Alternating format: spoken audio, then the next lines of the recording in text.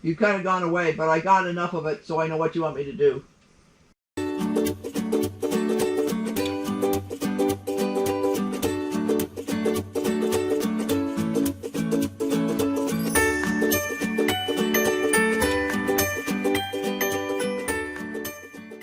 Well, lousy connectivity, but I know what he wanted me to do, so I can do that. Anyway, so I would take smaller and smaller pieces until I get it to balance exactly the way I want it to. And then once I've got that exactly the way I want it to be, sometimes I have to really fuss around with little bitty pieces in order to get it just right. That's going to be pretty close. That's going to be real close. Then I put this into a container like this, which is clean. And then I'm going to want the same amount or slightly more in fresh metal. Now, fresh metal is called casting grain. In this case, it can also be clean scrap. In the case of sterling silver, sometimes, I don't think I have any clean scrap right now. No, I don't. Sometimes, if you have just cut pieces of metal and they're just not big enough to use for something else, you can melt them. So I don't have any waste here when I do stuff.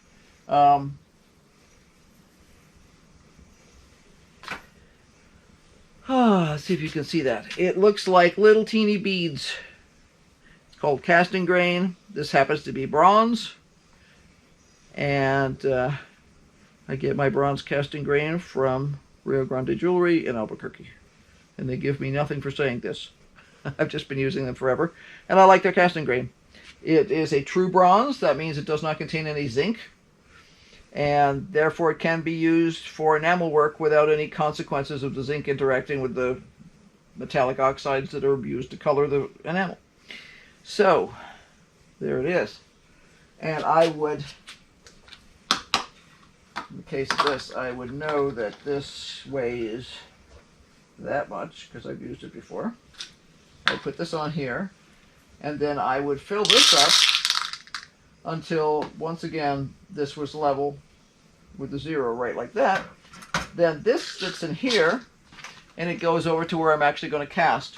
When it's time to cast, these are poured into a furnace, and they're melted. Let me put this away. I don't like to leave this stuff out. So this gets put back in its little bag, and its little plastic bag. That keeps it dry, and it also helps to prevent oxidation. It's not super susceptible to oxidation, but still, good idea to take care of things. Scrap goes back in there. I have one scrap container for bronze, another one for sterling.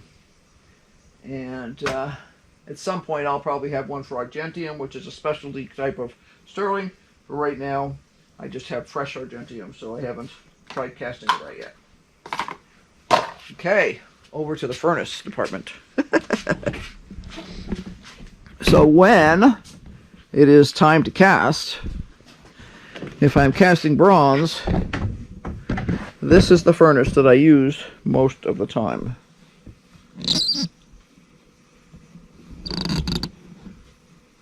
Right here. It's I got it from Rio. I don't remember what the brand is. I don't think it makes any difference. But the basic principle is, there's the lid. Make sure we can see inside. And that black thing, right there, is a crucible that's made out of graphite. This is obviously stone cold. It was used yesterday, but, you know, it's cold in here at night. See? It's clean. Graphite crucibles should be clean when used. I have a little container which I need to cover up again. This is borax, so when I throw all that scrap in there, when this is blazingly hot, if there's any kind of scum on top, I can throw a little bit of the borax in, and it collects all the scumminess, which is actually impurities and oxidizing bits and pieces and stuff like that. It makes it go away so that it doesn't mess up your castings. this is actually used. I'll show you how it's actually used. When you go to pour this, I would actually put the flask right here, which is a stainless steel flask. I don't have one because I put them away, of course. But I would put the stainless steel flask here. You can see the market leaves on here, so it's about that round, 2.5 inches in diameter. And then this would literally, I would flip this up and pick up this whole thing. There's a handle here and there's a handle here. Pick this up and pour. And that's molten metal. This stuff is 2,000 degrees approximately when I use it. This smaller furnace over here, is what I use for sterling. And also, I was doing a huge pour where I had like all bronze and no sterling, which is not usual for me. Usually I have mostly bronze but some sterling. I would change the crucible that's in here, because this has a crucible too. You'll notice this is much smaller. But I can change that crucible for a different one that I have in storage boxes down here. And I could melt bronze in here as well. And then I could pour everything from here. And when I ran out there, I could pour everything from here.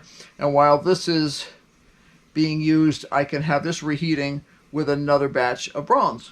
So you can kind of tag team it so that you don't have to wait as long in between pours, because one of the things that takes a long time is waiting for that metal to melt and be ready to use. And this furnace is used differently than that one. That one you pick up the whole furnace and pour. This one, obviously you wouldn't do that with it. You use the handle when it's actually hot. This one, you have to have it lined up right when you go to use it. And it has a little pour spout. That one has a pour spout too. And then you just do it like that and pour. I also have crucibles for this smaller one that are used for other processes in the shop when I need to anneal a bunch of small stuff at once. I can reset the temperatures on here. It has a digital display right here. If I turn it on, oh, it's not plugged in, that helps. If I turn this on, there'll be a digital display here, and the P means I can program it, and I can tell it whatever temperature I want it to be, and I can use this for annealing things, and it's good for annealing a whole bunch of small stuff at once, not having to use a torch or anything else. It just does it in there, and then I pour it out, and it's ready to go. So that's the basic process, at least some of it. There's obviously more to it. This is a vacuum machine that is used for sucking the air out of the mold as you go to pour the metal in it.